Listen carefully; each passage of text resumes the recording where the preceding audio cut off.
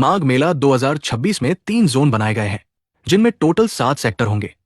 Daraganj zone में sector 1, 2 और 3 होंगे। झूसी जोन में सेक्टर 4, 5 और 6 होंगे और अरेल जोन में सेक्टर 7 होगा।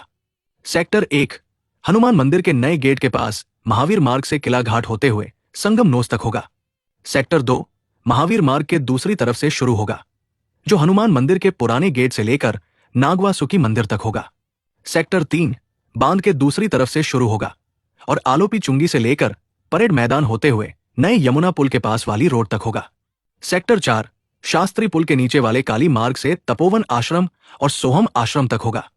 सेक्टर 5 काली मार्ग से गंगोली शिवाला मार्ग तक होगा, श्री प्रभुदत्त ब्रह्मचारी आश्रम के पास। सेक्टर 6 गंगोली शिवाला मार्ग से लेकर अन्नपूर्णा मार्ग तक होगा। सेक्टर 7 अरेल में होगा।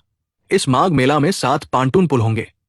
पहला पुल संगम को और सेक्टर 1 को जोड़ेगा सेक्टर 4 से। दूसरा पुल सेक्टर 2 त्रिवेणी मार्ग होते हुए सेक्टर 4 से जुड़ेगा।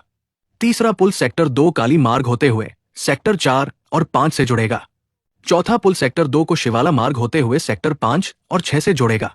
पांचवां पुल सेक्टर 2 को ओल्ड जीटी मार्ग होते हुए सेक्टर 6 से जोड़ेगा।